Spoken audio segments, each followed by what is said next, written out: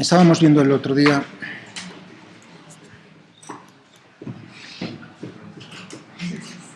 el momento angular en sistemas de partículas. Lo estábamos aplicando a un sólido rígido, ¿de acuerdo? De tal manera que entonces teníamos ahí que el número de grados de libertad masivamente se venía abajo y pasábamos a tener 6 grados de libertad en el movimiento.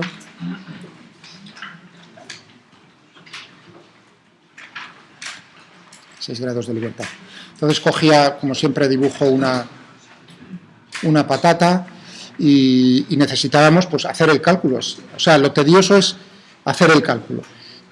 ¿Qué premisa? O sea, lo voy a repetir porque creo, no sé si llegasteis a pillar la importancia dije, vamos a cogernos, vamos a suponer que está girando instantáneamente, dije, alrededor de un eje, ¿no? Entonces yo dibujaba el eje, vamos a dejarnos aquí en azul, y lo puse de esta manera. Eso significa que todos los puntos, en ese instante, todos los puntos que están sobre el eje tienen velocidad cero, ¿de acuerdo? Entonces lo importante es considerar que nosotros vamos a tener un cuerpo que tiene un punto fijo, o hay un punto fijo en el sistema. Es que, digo un punto, lo más fácil es ver que esté dentro del cuerpo, pero podría ser fuera del cuerpo. Voy a poner el ejemplo, con eso que quiero decir. Ya con un problema que puse, me parece, en un examen. Dejarme aquí. Tengo un cuenco semicircular, ¿de acuerdo? Un cuenco semicircular. Y tengo una barra. De longitud era R. El cuenco semicircular tiene radio R. Entonces, la longitud esta de la barra es R. ¿De acuerdo? ¿Entendido? Bueno. Y esa barra puede deslizar dentro de la superficie del cuenco libremente. Sin rozamientos, quiero decir. O sea, que en una posición estará así, ¿no? En otra los puntos de apoyo, ¿no? Digamos, tiene la barra es uniforme, o sea, no lo he dicho, pero vamos, todo lo sencillo que os podáis imaginar. ¿De acuerdo? Entonces, veis que está oscilando. O sea, que es un péndulo muy bonito. Ver cuál es la frecuencia de oscilación, por ejemplo, para pequeñas oscilaciones en torno a la posición de equilibrio. Sería el problema, por ejemplo. O hallar directamente cuál es la ecuación del movimiento de este sistema. Bueno, por ejemplo, en este caso, lo que hay que hacer se puede hacer de diferentes maneras, pero una de ellas es, por ejemplo, con el lagrangiano. Y hallar las ecuaciones de Euler-Lagrange, para eso solo necesitaremos la energía cinética del sólido rígido, la energía potencial gravitatoria, esa es muy sencilla, el centro de gravedad, que es el centro de masas, porque la gravedad la tomamos como uniforme, como dije el otro día, y ya está. Pero yo quería utilizar ahora esto como ejemplo solo tiene un grado de libertad, ya que estaba hablando del lagrangiano, solo hay un grado de libertad. Uno, ¿cómo lo escogen? Pues normalmente con un ángulo. Pero ahora, si uno ve eso y yo os pregunto, ¿hay algún punto en el sistema que tenga velocidad cero? O sea, que instantáneamente, y además instantáneamente y siempre tiene velocidad cero. Si uno mira la barra, en cualquier instante, no estoy diciendo en un momento determinado que esté parada la barra, por supuesto en ese instante están todos los puntos de la barra más quietos que nada. Digo, en cualquier momento. Uno dice, hombre, la barra está moviéndose, difícilmente puntos de la barra van a estar quietos. Pero ¿por qué fijarse en puntos de la barra? Imaginaos, ahí viene la imaginación en el asunto y decir, oye, ¿y si esto realmente son 3 barras, una de ellas que tiene masa, y estas dos que estoy dibujando son sin masa? Eso es para que lo veáis. Fijaos. Simplemente para que lo veáis. 2 barras que no tienen masa y una tercera que sí tiene masa. Es el mismo sistema. Porque las que no tienen masa no hacen nada. ni para la energía cinética, ni para la energía potencial gravitatoria. Pero uno ve que ahí anda, dice, anda, la mar. Por supuesto, claro que hay un punto claramente que... el del centro, por supuesto. ¿Entendéis? Es decir, que realmente incluso en el caso, y ahora quitadlo de las barras de masa sin masa, quitáis, sigue siendo el mismo sistema, por supuesto, ahí va a haber un punto en este sistema que podemos considerar como el punto en torno al cual está girando instantáneamente, en cualquier instante. ¿Os vale este ejemplo? Yo creo que así es un problema bonito, podéis pensar sobre él si queréis.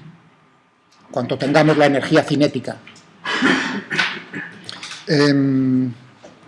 Bueno, entonces, estamos en este problema y lo único que quiero deciros es, tenemos un punto del cuerpo con esa salvedad, ¿no? Un punto que tiene siempre velocidad cero, un punto fijo. O sea que esto es válido, todo lo que vamos a hacer es válido siempre que tengamos un punto fijo. Oye, y si no hay un punto fijo, por ejemplo, cuando lanzaba yo el bolígrafo en el aire, ¿no? Con una rotación, teníamos, y dije, pues eso tiene una traslación del centro de masas y una rotación alrededor de un eje que pasa por el centro de masas. Ahí, ¿os dais cuenta? ¿Cómo uno lo vería? Bueno, no hay ningún problema. Si no veis claramente un punto fijo, entonces lo que sí siempre nosotros podremos coger, y es válido todo lo que voy a hacer para eso, es si el punto que tomamos es el centro de masas. ¿Está claro? O bien es un punto fijo en el sistema de referencia inercial, o si no es así, pues podéis cogeros el centro de masas del cuerpo. ¿Vale? Esto para que no quede así, porque luego a lo mejor se pierde un poco, yo me despisto o no seguís. Entonces es muy importante. Es válido tanto para un punto fijo como para hacerlo todo respecto al centro de masas del sistema. Bueno, vamos a cogernos aquí. ¿Y qué es lo que teníamos?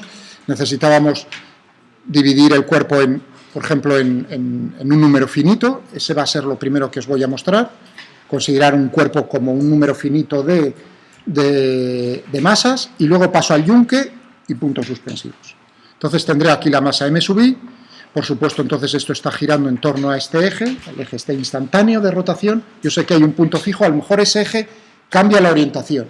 Eso no hay ningún problema. El punto este es el que estoy diciendo que va a estar siempre fijo. Qué casualidad, es el punto que nosotros tomamos como origen de coordenadas. ¿Está claro? O bien es el centro de masas del cuerpo. Una de dos. Una de las dos cosas tengo que hacer. Vale. Y esto utilicé omega minúscula o omega mayúscula. Omega minúscula. Minúscula, bueno, da igual. Omega minúscula. Tenemos ahí que está girando en ese instante alrededor de eso. Entonces teníamos que la velocidad, necesitamos la trayectoria. Va a ser un arco de circunferencia. Yo estoy dibujando toda la circunferencia de radio que llamaba ρ sub i. Bueno, pues teníamos que la velocidad para ese elemento era simplemente omega por r sub.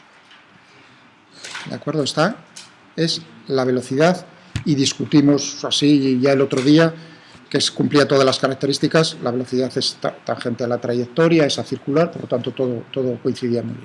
Esta es una relación, por favor, esto es un r sub i. O sea, estoy ya fijándome en la partícula i. ¿Vale? Estaba diciendo, esta es una relación muy, muy importante. Para mí y para asignaturas del próximo año. ¿De acuerdo? Entonces, por favor, esta es una y un poco más, que todavía me dará tiempo a comentarla. Es muy importante porque he hablado con el profesor ya hace tiempo, ¿no? Entonces, esa es una que tenéis que tener claro. Vale. ¿Y qué teníamos para el momento angular de la partícula i? Pues entonces teníamos, respecto al punto O, o el centro de masas, tendríamos R sub i por P sub i, que es R sub i por la masa M sub i, por, ¿qué tenemos aquí? Omega por R sub i. ¿De acuerdo? Estupendo. Vale. pues vamos a ver. ¿Qué es lo que tendremos entonces que hacer si tenemos...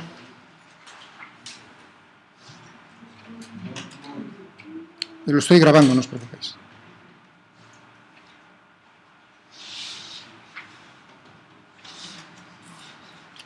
Y lo tenéis, os lo recomiendo mucho, ¿eh? Estamos en el capítulo 10 del table. Teníamos omega, tendré que hacer primero el producto vectorial de omega por R sub i. Si tengo ejes cartesianos, x y z, pues entonces tendré que hallar el determinante, y jk. Luego tendremos aquí pues omega x, omega y, omega z, son las componentes en el sistema de referencia de la velocidad angular, esa instantánea. Y luego tendré para la posición de i, pues tendré x sub i, y sub i, z sub i. ¿De acuerdo? Todo el determinante. Bueno, por comodidad me estoy refiriendo a la partícula i, y para no cargar el asunto le quito el subíndice i. Simplemente porque es un latazo. Como hay que, aunque hoy me voy a ahorrar mucho eso, ha sido mi decisión, me lo voy a ahorrar en gran manera, pero por lo menos dejaros indicados de dónde sale el asunto. Esto es un producto vectorial, entonces si uno pone, fijaos, omega x, omega, luego es un rollo. O sea, nos estamos ya con x y z, es la posición de la partícula correspondiente. Entonces aquí va a ser simplemente hacer este producto vectorial, que os lo dejo, que lo vamos a hacer ahora. Lo vamos a hacer ahora, pero a máquina. Luego, una vez que tenga esto, naturalmente, necesitaré hacer el siguiente producto vectorial que teníamos. R, ya no pongo el subíndice, por todo lo que tenía aquí, lo tengo que pasar aquí. Entonces tendré otra vez y jk, en este caso tendré x y z, por los términos correspondientes a lo que obtenía. ¿De acuerdo? Estupendo. Bueno, pues vamos a verlo.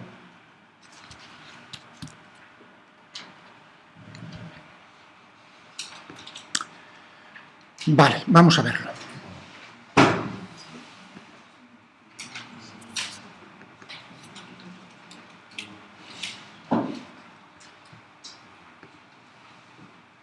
Bueno, ahí le llamo, este es momento angular en 3D para muchas partículas, pero es un sólido rígido, escogidas al azar.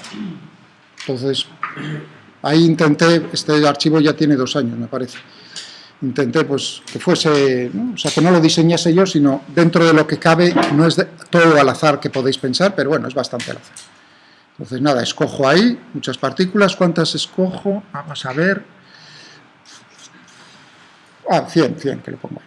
Bueno, entonces, lo que hago es precisamente esos dos productos vectoriales. El resultado de hacerlos es el siguiente.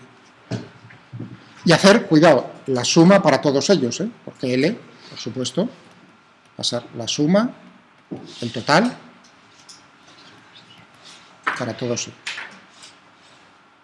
Vale. Pues si hacéis los dos, lo que nos va a quedar es que nosotros podemos poner, en cuanto a L sub i, como lo siguiente. M sub i, y en forma matricial.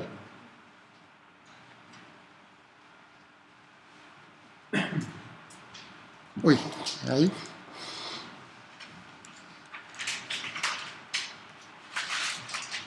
Omega z, después de hacer esos dos productos vectoriales, agrupo los términos, lo pongo en forma matricial, cada uno de los elementos, porque fijaos que tendré la componente x, la componente y, la componente z, del momento angular correspondiente a la partícula i, y lo que tendríamos ahí es i cuadrado más z cuadrado menos, uy, cuidado, separadlo bien, ¿eh?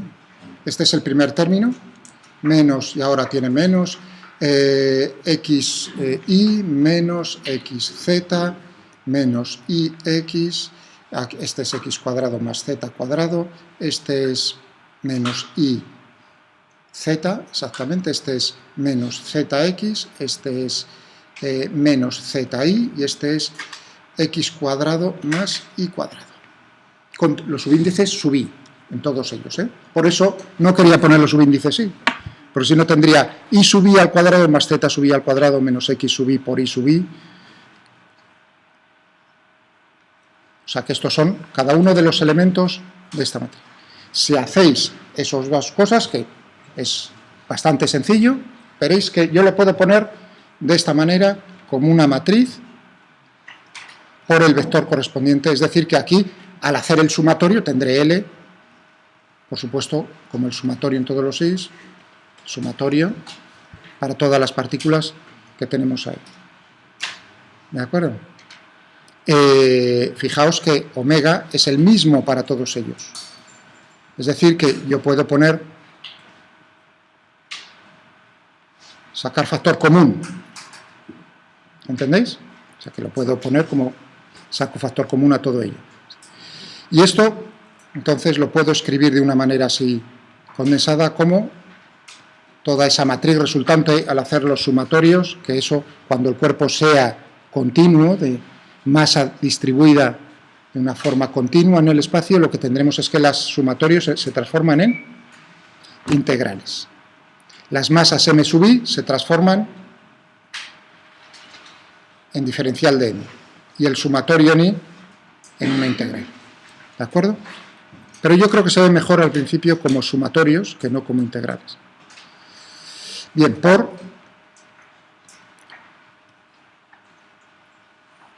es decir, que el momento angular total de mi sólido lo puedo poner como el producto del tensor, esa matriz que nombre recibe, y ya veis que no pongo una i así, porque esa i se referiría más bien al momento de inercia respecto a un eje. Ahora comento cuál es el nombre que reciben, que creo que los conocéis, de cada uno de los elementos de la matriz. Este se le llama, todo ello, el tensor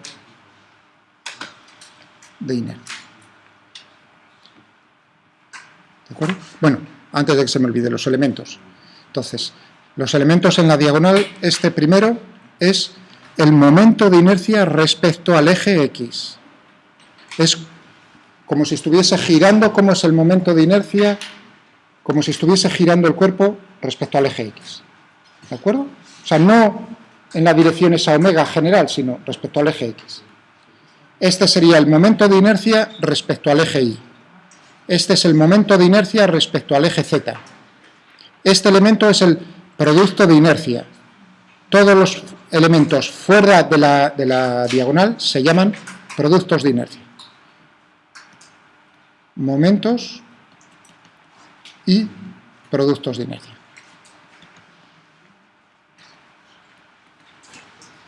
Y productos de inercia.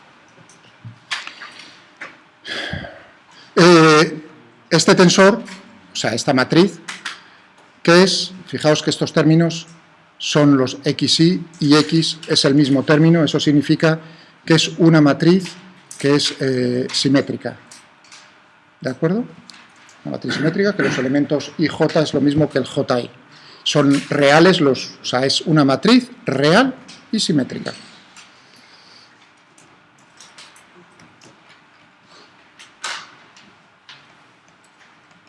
Lo cual tiene consecuencias, otra vez, fijaos que ahora nos volvemos a encontrar con una matriz, otra vez lo mismo que en los modos normales. Si veis en el texto, fijaos que os llama la atención también sobre ese hecho de que las consecuencias en uno y otro lado son muy importantes en la física. Que sea real y simétrica en matemáticas ya nos diría cómo son los valores propios de esa matriz. Los valores propios son reales, ¿de acuerdo? Y los vectores propios son ortogonales, ¿no? Eso es lo que nos dice el de álgebra, o la parte. Bueno, pues aquí este es un caso práctico en el cual os estáis encontrando con una matriz real, o sea, un problema real, en la cual, los valores propios, ahora veremos cuál es el significado de los valores propios, y los vectores propios, esas direcciones en el espacio. ¿De acuerdo? Bien. Muy importante, o sea, ahora, que no se me olvide la física, muy importante es, anda la mar, el momento angular y la velocidad angular no son en general paralelos.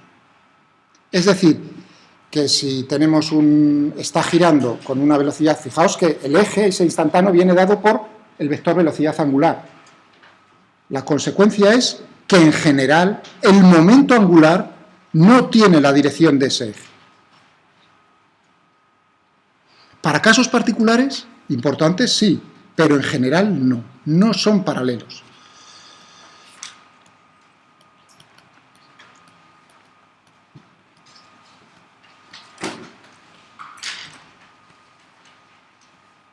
En general.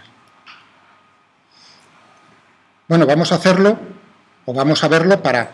Estaba con la patata ahí, ¿no? Entonces he escogido, cada vez que lo ejecutéis, cuando os lo deje, os sale unos puntos diferentes, o sea que no os moleste por eso, porque está hecho adrede.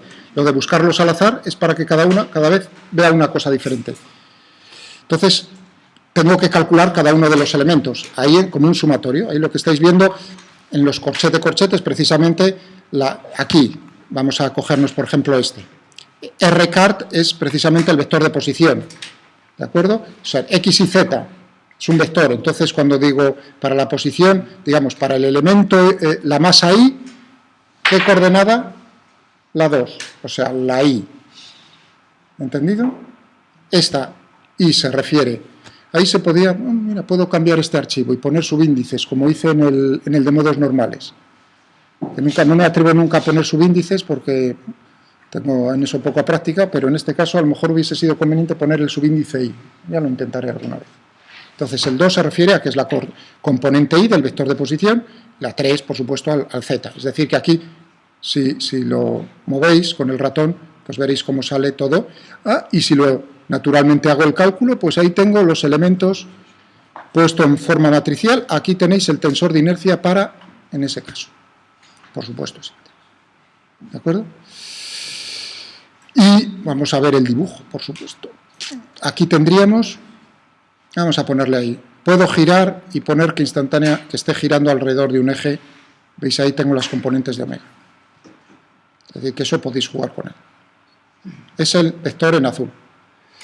Y luego hacerlo girar los puntos, vamos a ver, un poco más pequeño, si no, no sé.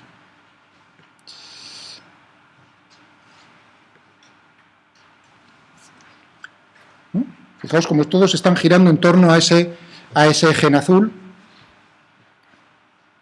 y el vector en rojo es el vector momento angular total de mi sistema. Puedo poner que dibuje el eje de rotación, quieto ahí, si quito el eje de rotación, o lo pongo. El momento angular, o lo pongo. Y en cuanto a los ejes principales, bueno, el centro de masas, ahora hablamos de los ejes principales. El centro de masas es este punto en negro que tenéis por ahí perdido en el asunto.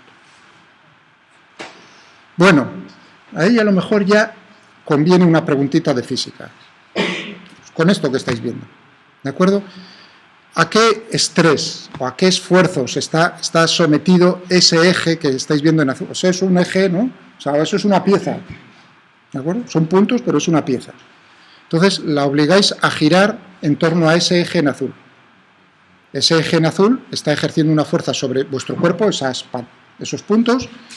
Tercera ley de Newton, los puntos sobre el eje. Entonces es muy importante, muy importante en cualquier mecanismo saber, digamos, a qué esfuerzos está sometido para saber si va a cascar o no, o cuánto tiempo va a durar. ¿De acuerdo? Entonces, aquí a la vista de esto, de este dibujo, ¿qué diríais? ¿A qué está sometido?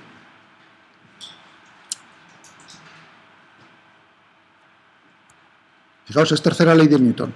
Yo os estoy diciendo sobre el eje, pero es pensar qué tiene que estar haciendo el eje sobre mi cuerpo para que gire como está girando. Si uno entiende eso, pues entonces es luego darle la vuelta al calcetín y ya lo tiene. Primero, fijaos, traslación y rotación. Primero, lo más sencillo, la traslación. Por eso he puesto el punto en negro. El punto en negro es el centro de masas. ¿Qué ocurre con el centro de masas en este caso? No está sobre el eje, ¿no? Lo estáis viendo, uy, cómo gira, mira qué bonito. ¿No? Pero es muy importante. ¿Eso qué significa? Eso sigue una trayectoria circular también, ¿no? ¿Eso quiere decir que el centro de masas está acelerado, sí o no? Sí. A pesar de que la rotación es uniforme, omega es constante, el centro de masas está acelerado. Está acelerado con un vector de aceleración que está apuntando hacia el eje, hacia el centro. ¿De acuerdo? porque es una trayectoria circular. La velocidad del centro de masas cambia de dirección. No en módulo, pero sí de dirección. Por lo tanto, tiene aceleración. Segunda ley de Newton. Fuerza neta externa igual a la masa por la aceleración del centro de masas. Eso significa que si el centro de masas tiene aceleración, la fuerza neta externa. ¿Cuál es la externa? Pues la gravedad de todos esos que está actuando. Olvidémonos por un momento de la gravedad, si queréis. ¿De acuerdo? Olvidémonos de la gravedad. ¿Vale? Nos olvidamos de la gravedad. Lo estamos haciendo en el espacio. Entonces, como única fuerza externa sobre mis masas, sobre mi sólido rígido, es lo que está haciendo el eje sobre ellas. Esa es la única externa. Entonces, quiere decir que la fuerza neta externa es la fuerza del eje sobre... Por lo tanto, la fuerza que ejercen mis sólidos rígidos sobre el eje es justo igual en módulo, igual en dirección y sentido contrario.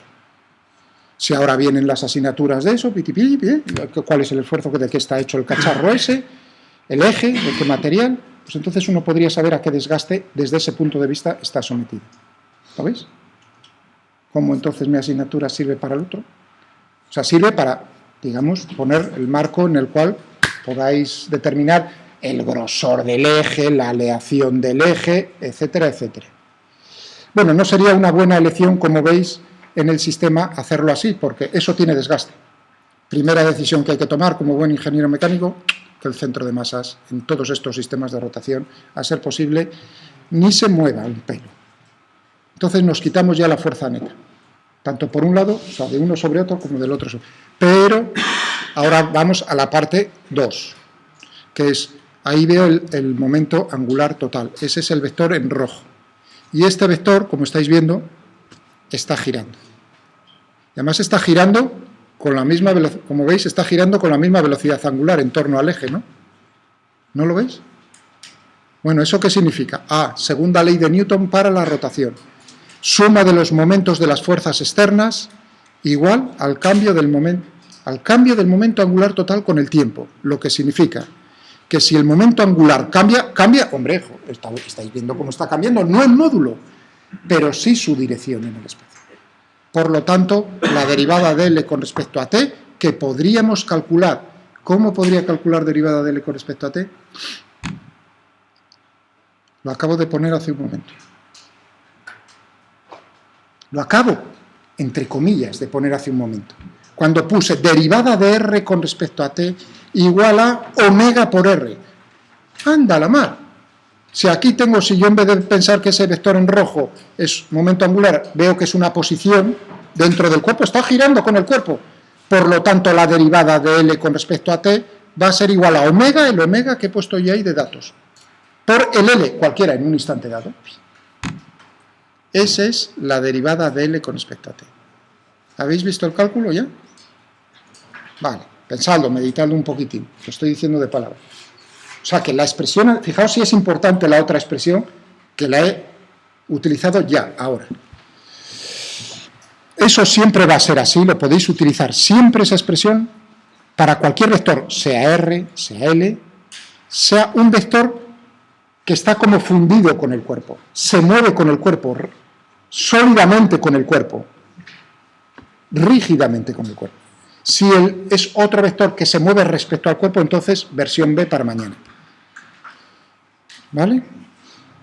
Pero para cualquier vector que está, y ahí estáis viendo cómo gira con el cuerpo. Vale. Pero yo sé ahora a la vista, cualitativamente, que eso cambia. No cambiaría, naturalmente, si L y omega estuvieran en el eje. Si L estuviese en el eje, veríamos que no cambia. Por lo tanto, no cambia. Y ahí viene. Pero como cambia, tenemos un momento neto externo sobre mi sólido rígido, lo que significa un par de fuerzas. Lo que significa que el cuerpo está ejerciendo un par de fuerzas, un momento sobre el eje. Está ejerciendo una fuerza neta y un par de fuerzas. Y eso al sistema le da una guerra al eje, casca el eje. Por lo tanto, ¿qué habrá que hacer? Segunda norma, como buen ingeniero, que el centro de masas esté en el eje. Y segundo, que hayáis escogido un eje de rotación que sea un eje principal, lo digo ahora, un eje principal. Ahora vamos a ver qué es eso de los ejes principales.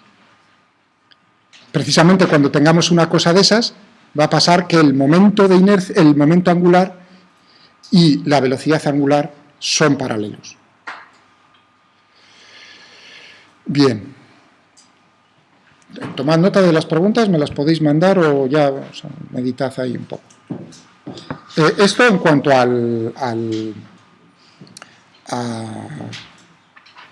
si considero mi sólido rígido como un conjunto finito de partículas.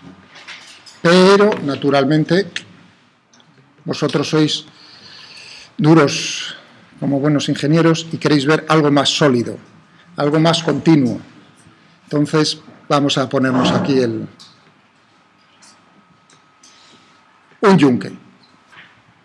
Bueno, matemáticamente este es un yunque, ¿no? Más o menos, ¿no? Así bonito, cortado en esa pieza. Lo he cortado ahí.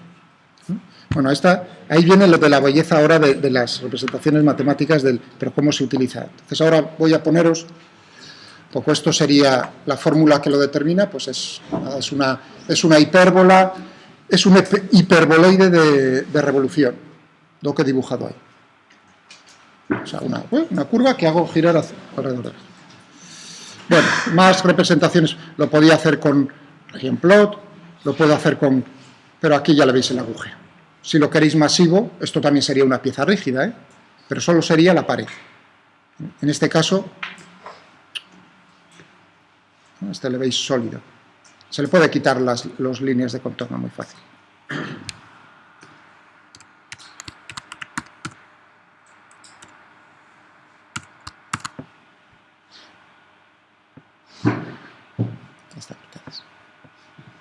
El color y todo eso, pero eso lo veréis a continuación. Bueno, pero a la hora de hacer cálculos, esas son, os he puesto ahí dos formas de representar, digamos, como superficies de contorno o como regiones, macizo, pero yo tengo que trabajar a la hora de hacer las integrales. Entonces, ahí viene la parte preciosa vamos a enseñar aquí de matemática y de otro tipo de... ¿Dónde lo podéis encontrar? Lo podéis encontrar... A ver...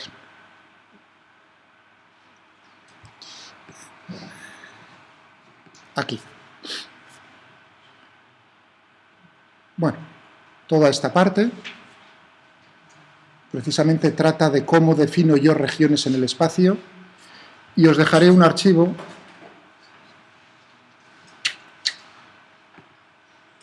que lo tenéis realmente, lo podéis descargar de la página web de Wolfram. Esta es una de las muchas cosas de vídeos que hacen. Este es del 2014, pues de hace un año, ¿no? Y me la vi. Me apunto a veces y lo puedes ver directamente, pero luego, siempre después de un tiempo, lo puedes ver en cualquier momento. O sea que probablemente... ¿no? Por ejemplo, una vaca. Está hecho por un sueco que trabaja para ¿no? Tiene toda la pinta de sueco. O se hace el sueco. Entonces, ¿cómo definís regiones? ¿Cómo definís piezas? Lo estoy mostrando por una razón, porque a lo mejor, anda, a lo mejor alguna vez tengo que hacer una pieza...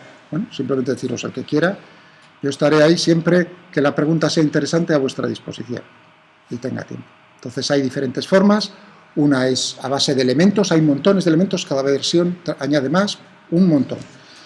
Luego lo podéis hacer con fórmulas, por ejemplo lo que acabo, implícitas o paramétricas, o aproximadas con MES, que eso sirve también para hacer lo que se llama la resolución por elementos finitos, otra cosa que dejo caer. Esto resuelve por el método de elementos finitos ecuaciones diferenciales. Por ejemplo, para lo de Mireia, que tiene mucha aplicación en mecánica de fluidos, pues esto también lo tiene. ¿Perdón? Volumen, bueno, vamos, tiene relación, vamos, quiero decir que son dos cosas muy relacionadas. Y se pueden unir regiones, o sea, todo, por ejemplo, eso va más hacia vuestro compañero que me hizo Nacho una pregunta, puedo unir porque tiene todas las funciones matemáticas de intersección, no sé qué, todo eso que nos enseñaban en el cole, ¿no? De la U y todas esas cosas lo tiene aquí, matemática. Bueno, entonces ahí os dejo este archivo y podéis jugar con cómo se puede. Entonces lo que he hecho yo tiene cosas muy bonitas.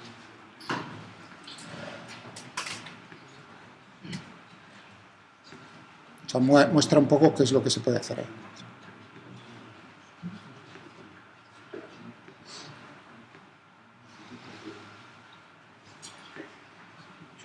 Bueno, vamos a quitarlo, porque si no, me quito yo sin tiempo. Ahí lo tenéis entonces en la documentación. Y volvamos a nuestro yunque. Bueno, entonces lo que hago es defino mi yunque, le llamo reg. Podría utilizar una letra muy bonita que es, mirad qué bonito la R esa. Pero decidí no ponerlo porque si no me ibais a dar la lata, si ya con las letras griegas me dais la lata, con eso más todavía. La llamo reg, de región. Entonces, forma implícita, y como veis la puedo representar. Aquí es una representación grosera, puedo refinarla si le pongo más puntos, pero esta es exacta. Puedo hacer una forma aproximada, que es discretizar la pieza, y esa es muy importante, lo mismo por donde iban los tiros de Mireia, lo de por volúmenes o por elementos finitos. Aquí estáis viendo cómo discretizo esa región, la misma. Entonces ya ahí uno ve cómo matemática utiliza los puntos que él cree triangulariza el problema, ¿no? Y estáis viendo cómo piti, busca. Podéis forzarle a que coja más, coja menos, coja con criterio de que la distancia entre dos puntos sea, el área entre dos puntos del triángulo sea, o sea, realmente es la rebimba. Si a uno le gusta estas cosas, pues ahí. Si cojo y le digo, hazlo, pero todavía más fino, que el área no supere 0.02, como veis, la pieza es un poco más, claro, los datos ya le cuesta más girarlo. O si le digo, hazlo, pero encima que vean solamente los puntos y las líneas que, mirad qué bonito. Ahí veis por dentro cómo he escogido, que realmente es un volumen, y está escogiendo los elementos. Entonces, a la hora que voy a hacer, voy a cogerme y a la hora de hacer las integrales, las voy a hacer numéricas discretizando la región. ¿Por qué razón? Se puede hacer exacta sin discretizarla, pero a cambio de que a veces el problema, ya veis cómo entonces sí que hay que esperar con el ordenador minutos y minutos a que salga el resultado. Entonces es más rápido y el resultado no difiere apreciablemente. ¿Entendéis? Ahí es donde viene cómo los métodos numéricos vienen en nuestra ayuda. Aquí le digo que refine un poco la región, para que veáis cómo lo podía refinar. O sea que esto es un poco, ya veis, lo ordené, un poco chapucero porque iba por arriba, por abajo, hacía diferentes cosas. Lo he ordenado un poquitín. Pero bueno, el volumen, hay una función que me da el volumen, si no lo tendría que integrar. Bueno, y ahí tengo ya lo importante para nosotros, el tensor de inercia. Este es el tensor de inercia. Y cuadrado más z cuadrado menos x por y menos, naturalmente, por diferencial de m. En esta pieza mi yunque, la densidad volumétrica vale 1 y es uniforme. Pero aquí podría ponerle una densidad, la que me saliese de las narices, ρ de x y z. Una función, defino ρ de x y z, vosotros me decís, pues yo quiero que vaya más que crezca con el eje z, simplemente, en vez de sacarlo fuera de la integral, como 1, lo tengo que meter una función. Bueno, ¿vale? Pero bueno, para ingenieros las piezas son uniformes. Le digo, fijaos, ahora, la integral.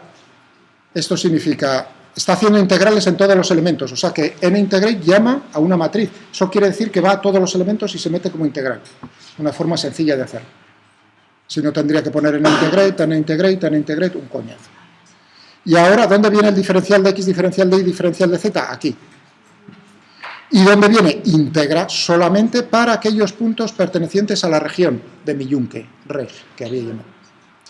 Y el tensor de inercia es esto. En forma matricial es este. Fijaos que aquí hay dos elementos, este y este, que son muy cercanos a cero, lo que me lleva a pensar que si yo hiciese la integral exacta, los términos 1, 2, 2, 1 serían exactamente cero, me lleva a pensar.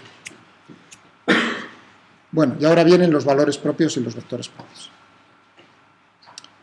Vamos a ver qué significa.